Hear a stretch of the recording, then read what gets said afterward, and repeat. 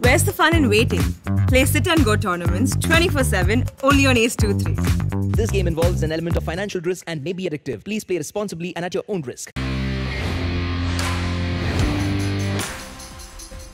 लखीमपुर खीरी में किसान प्रदर्शन के दौरान हुई हिंसा को लेकर सभी राजनीतिक पार्टियां योगी सरकार को घेर रही है। वहीं कांग्रेस पार्टी भी सरकार को साधने का एक भी मौका नहीं छोड़ रही। आज राहुल गांधी ने प्रेस कॉन्फ्रेंस कर योगी सरकार और केंद्र सरकार पर जमकर हमला बोला। राहुल गांधी ने कहा कि पिछले कुछ समय से किसानों पर सरकार का आक्रमण हो रहा है। उन्होंने कहा कि किसानों को जीप के नीचे कुचलकर हत्या की जा रही है। बीजेपी ने गृह राज्य मंत्री के बेटे पर अभी तक कोई एक्शन नहीं लिया। दूसरी तरफ देश भर के किसानों पर एक के बाद एक हमले हो रहे हैं।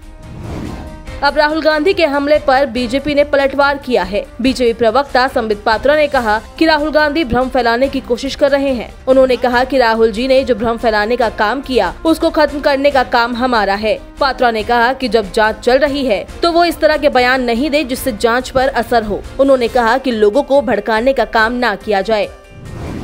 देश में त्योहारी सीजन शुरू हो चुका है और अब इसी के साथ तीसरी लहर की आशंका भी बढ़ती जा रही है। दूसरी लहर में भी त्योहारी सीजन के समय कोरोना के मामलों ने उछाल लिया था और रोजाना केस बढ़ने लगे थे।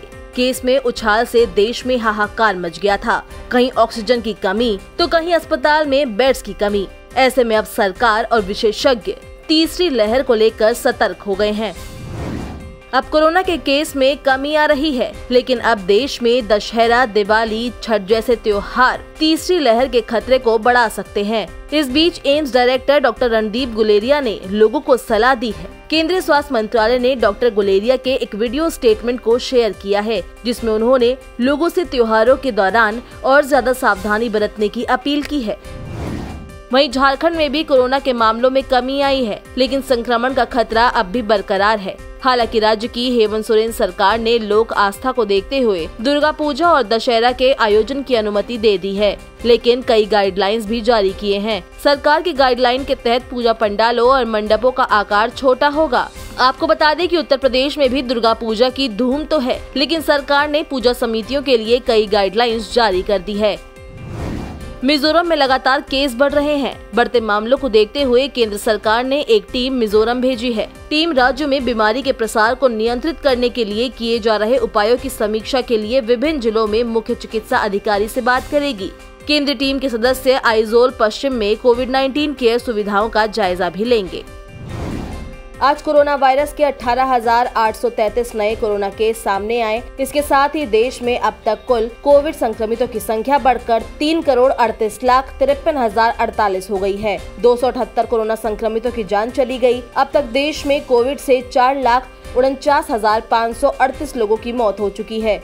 वहीं 24 घंटे में 24,770 लोग कोरोना से ठीक हुए हैं। अच्छी खबर है कि देश में एक्टिव केस की संख्या 2.5 लाख से कम हो गई है। देश में फिलहाल 2,46,687 मरीजों का इलाज चल रहा है, जो कुल मामलों का 0.73% है, जो मार्च 2020 के बाद से सबसे कम है। देश में फिलहाल रिकवरी रेट 97.94% दर्ज की गई है, जो मार्च 2020 के बाद से सबसे ज्यादा है। पिछले 24 घंटे में देश भर में 24,770 मरीजों ने कोरोना वायरस को मात दी, जिसके बाद देश भर में कुल 3,31,75,656 लोग कोरोना से ठीक हो चुके हैं। देश में वीकली पॉजिटिविटी रेट 1.68% दर्ज की गई है, जो पिछले 103 दिनों से 3% के नीचे है। डेली पॉजिटिविटी रेट की बात करें तो ये 1.34% दर्ज की गई है। ये भी पिछले 37 दिनों से 3% के नीचे बनी हुई है।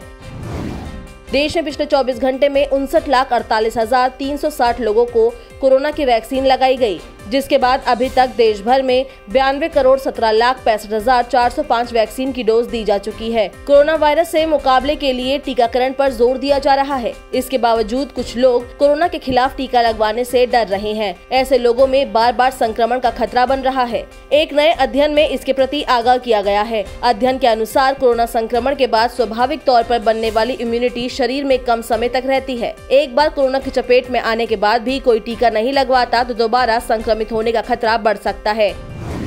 वहीं विश्व स्वास्थ्य संगठन यानी WHO भारत बायोटेक के कोरोना रोधी टीके कोवैक्सीन के लिए आपात उपयोग सूचीबद्धता दर्जा मंजूर करने के बारे में अगले सप्ताह अंतिम फैसला करेगा। उसने मंगलवार को ये बात कही। वैश्विक स्वास्थ्य निकाय ने ट्वीट किया, WHO और विशेषज्ञों का एक स्वतंत्र समूह इस बात को लेकर जोखिम और मूल्यांकन करने और अंतिम फैसला करने के लिए अगले सप्ताह बैठक करेंगे कि क्या कोवैक्सीन के लिए आपात उपयोग सूचीबद्धता मंजूर की जाए।